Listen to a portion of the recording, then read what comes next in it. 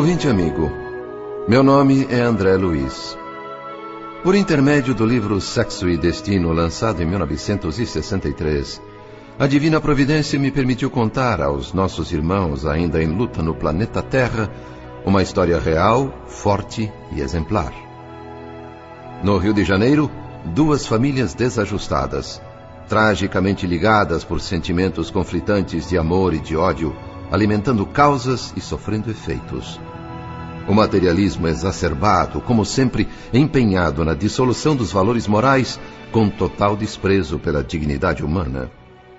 Sexo e destino, amor e consciência, liberdade e compromisso, culpa e resgate, lar e reencarnação. Uma comovente história, nascida na dura forja da realidade cotidiana. Mas o drama dessas pessoas não foi levado ao conhecimento público só para desnudar a verdade. Foi também e principalmente para que se possa aprender com a experiência e os ensinamentos da espiritualidade superior sobre sexo e destino. Os nomes, por razões óbvias, foram substituídos, mas os personagens são reais e autorizaram o relato. Nada foi alterado quanto aos fatos, as verdades que compõem esta história de lágrimas amargas, mas também de luz e esperança.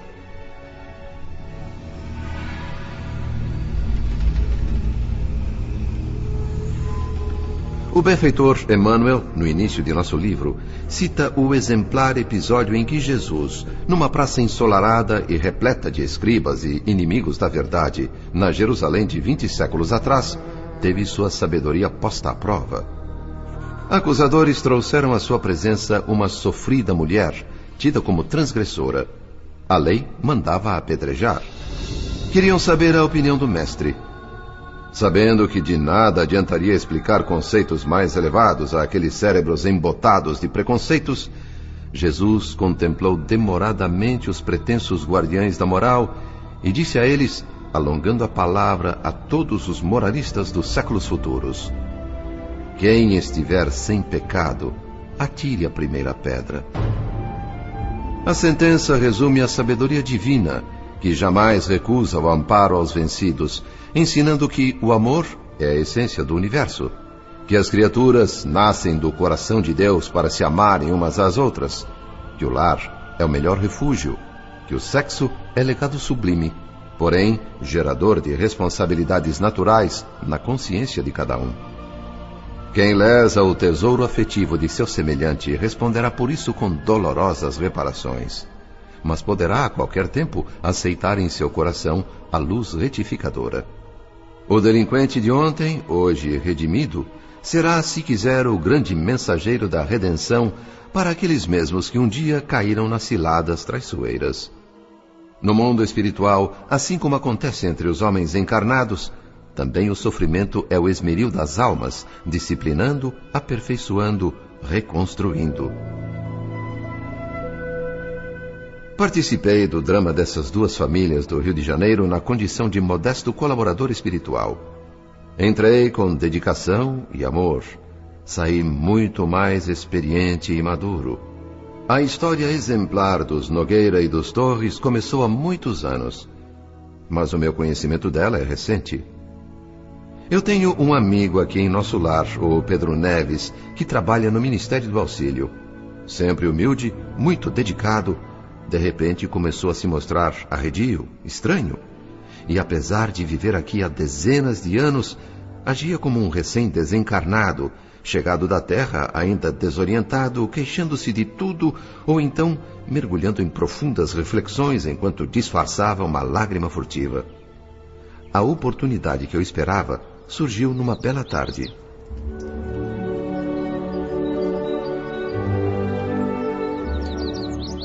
Pedro, meu amigo Pedro Neves, por que uma cara tão triste numa tarde tão alegre e ainda num jardim tão bonito como este?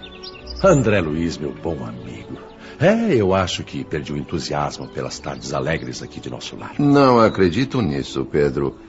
Vamos sentar ali naquele banco, conversar um pouquinho? É claro, André. Com certeza a sua presença vai me fazer bem.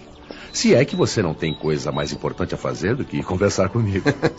Eu caminhava pelas alamedas admirando as flores e fazendo perguntas a mim mesmo.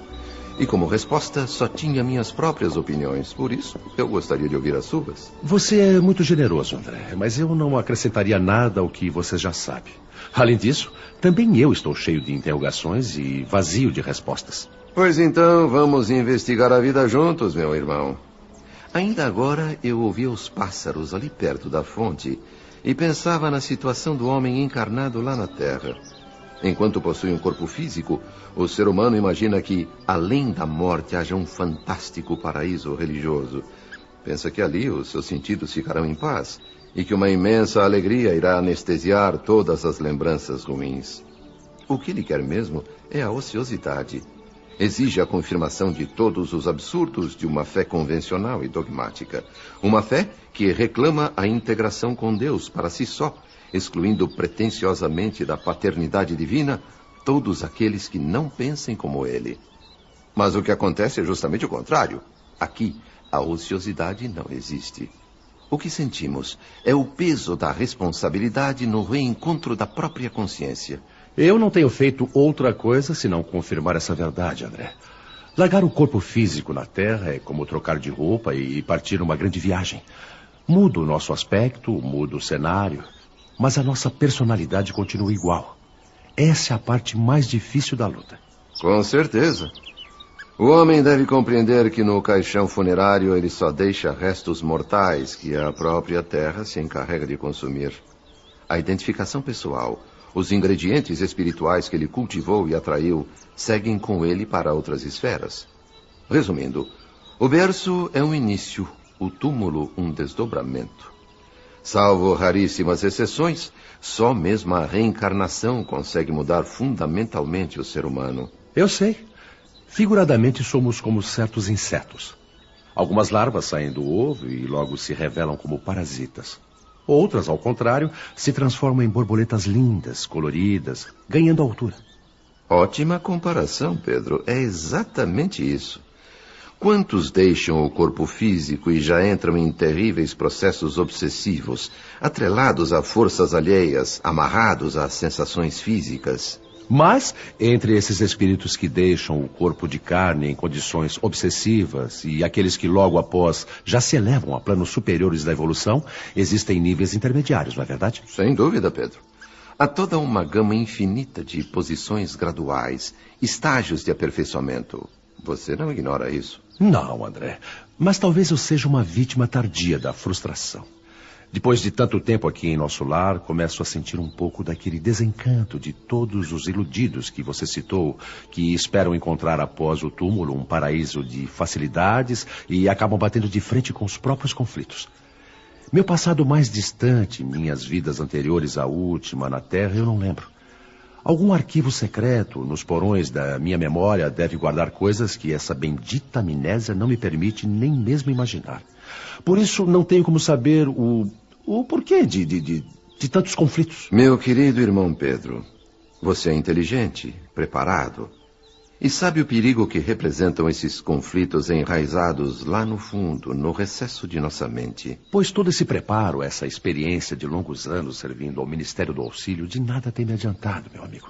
Eu trabalho muito na minha própria reeducação, mas também luto muito contra a revolta, o desespero e até mesmo o pavor de me entregar a vampirizadores. Pedro, tenho notado essa tristeza, esse aparente cansaço em você nos últimos dias. O que anda acontecendo, afinal, com esse espírito forte e corajoso, que nunca demonstrou desânimo nem fraqueza, que sempre foi o primeiro nas expedições arrojadas a serviço do Ministério do Auxílio, que nunca recusou compromissos e obrigações?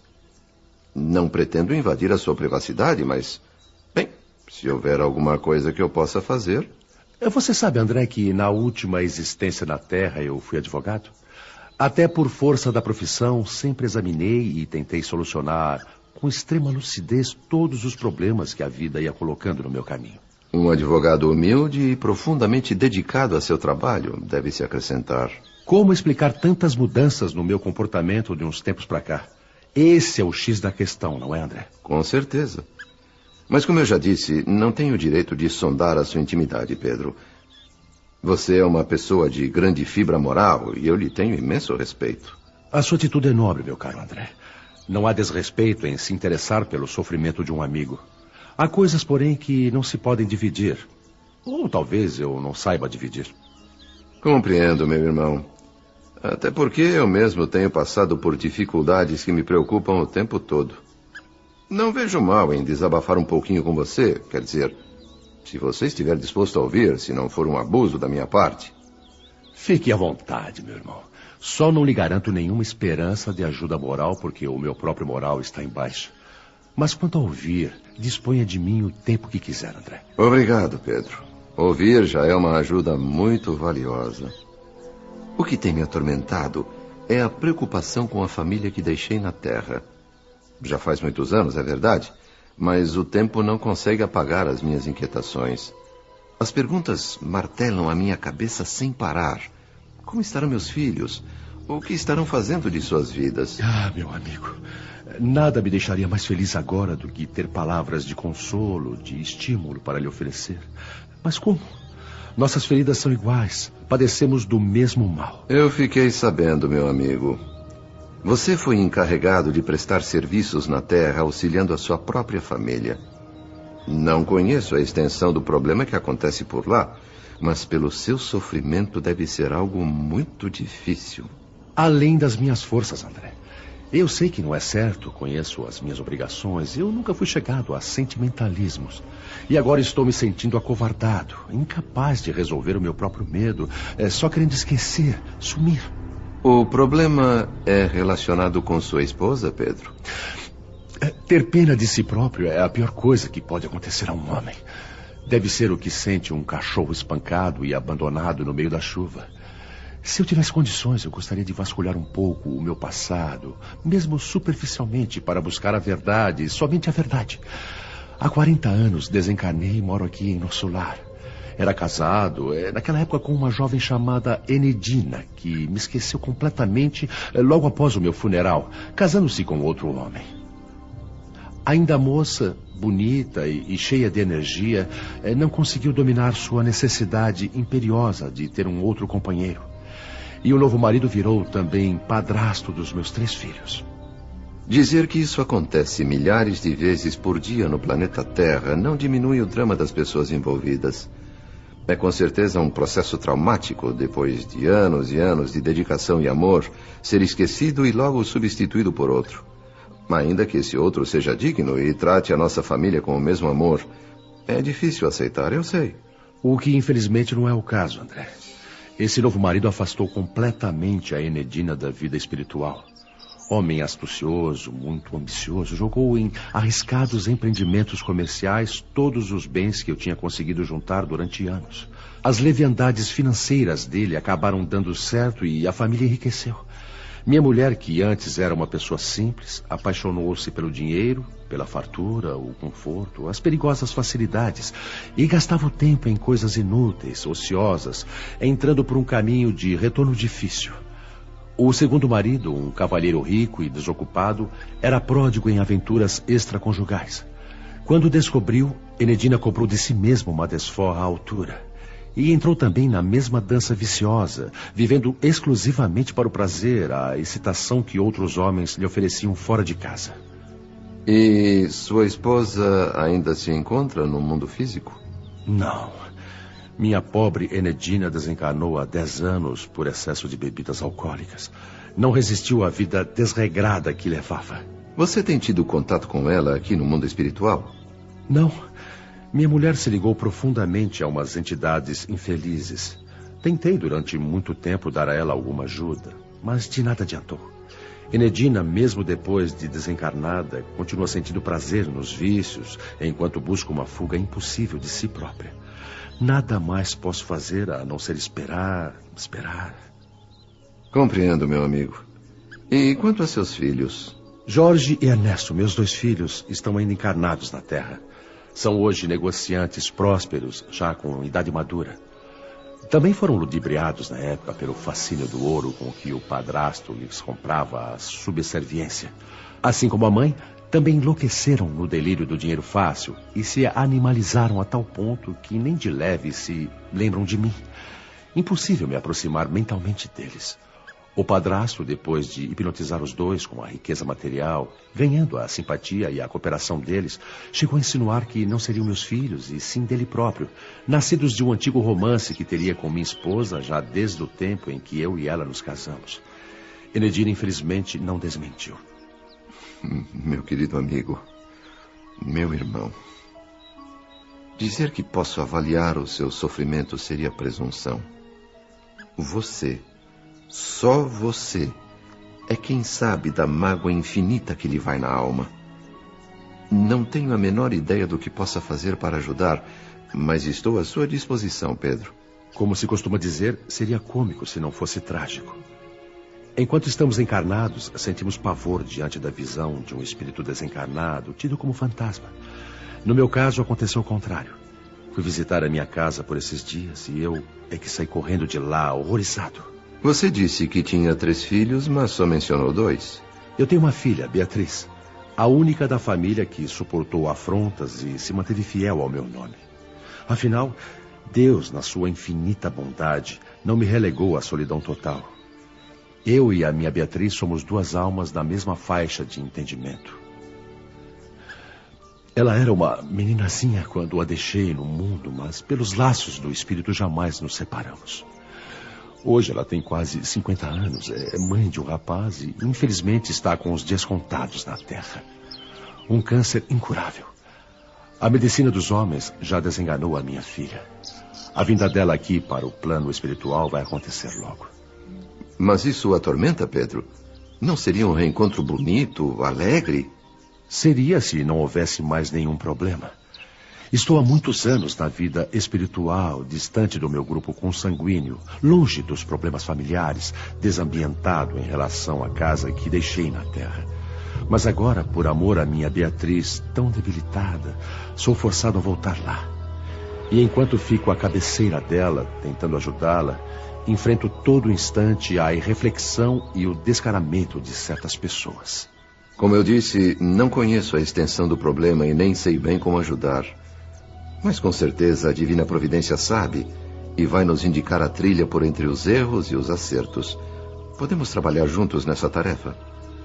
Você iria se envolver em problemas terríveis, André. Eu não posso aceitar. O compromisso é meu, de mais ninguém. É como se eu fosse um aluno em provas. Tenho que lutar e, se possível, vencer sozinho. Já estou envolvido, meu irmão. Você dividiu o compromisso comigo ao me contar a sua história.